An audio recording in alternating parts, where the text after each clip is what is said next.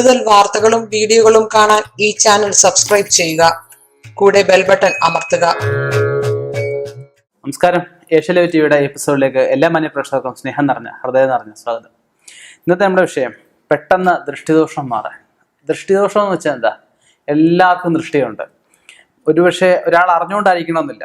ചുമ്മാതായാലും ഒരാൾ നല്ലൊരു ഉടുപ്പിട്ടുകൊണ്ട് പോവുക, അല്ലെ നല്ല ഒരു വാഹനത്തിൽ യാത്ര ചെയ്യുക, നല്ലൊരു വീട്ടിൽ താമസിക്കുക, ഒരു വീട് വെക്കുക, അങ്ങനെ പല രീതിയിലും ദൃഷ്ടിദോഷങ്ങൾ ഏൽക്കാൻ ചാൻസ് ഉണ്ട്.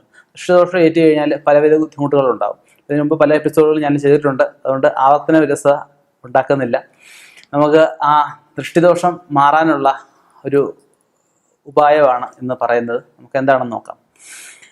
വേപ്പില, ഹിന്ദുപ്പ്, തൊട്ടാവാടി, വെൺകടുക്, കുരുമുളക്, ഈ 5 വസ്തു 17 ദിവസമായിട്ട് കുറേശ്ശെ എടുത്തിട്ട് നട്ടുച്ചയ്ക്കാണിത് ചെയ്യാനുള്ളത്.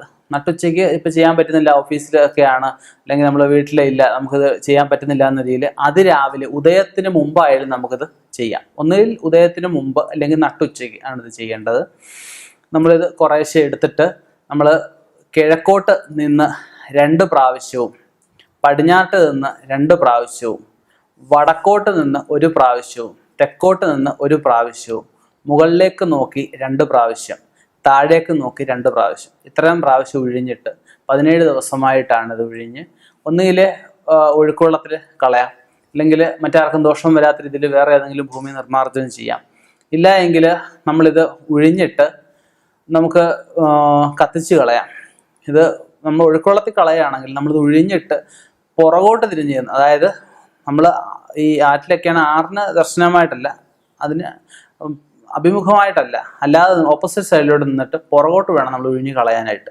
ഒഴിഞ്ഞ് കളഞ്ഞിട്ട് നമ്മൾ നേരെ കയറി വന്ന് അടുത്ത കടവിലും എല്ലാം പോയി കാലും മുഖം കഴുകാം, അല്ലെങ്കിൽ കുളിച്ചിട്ട് പോവാം.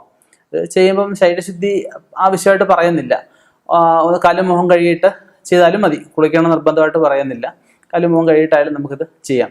ഇത് പെട്ടെന്ന് തന്നെ നമുക്ക് ആ ദൃഷ്ടിദോഷത്തിൽ നിന്നും ഒരു പ്രാവശ്യം ഇടുമ്പോൾ തന്നെ നമുക്ക് ആ ഒരു പെട്ടെന്ന് നമുക്കൊരു പോസിറ്റീവ് എനർജി, നമുക്ക് ആ നെഗറ്റീവ് എനർജി നമ്മളിൽ മാറിപ്പോകുന്നൊരവസ്ഥയും നമുക്ക് ഉണ്ടാവും. നെഗറ്റീവ് ഈ ദൃഷ്ടിദോഷത്തിന് പെട്ടെന്ന് അറിയാമല്ലോ, അങ്ങ് ആകപ്പാടെ ഈ വാട് തളർന്നൊരവസ്ഥയായിരിക്കും. ഭയങ്കര ടയേർഡാവും. എന്ത് നമ്മൾ കഴിച്ചെന്ന് പറഞ്ഞാൽ പെട്ടെന്നൊരു ശരീരത്തിൽ പിടിക്കത്തില്ല. അങ്ങനെ പല ബുദ്ധിമുട്ടുകളുണ്ട്.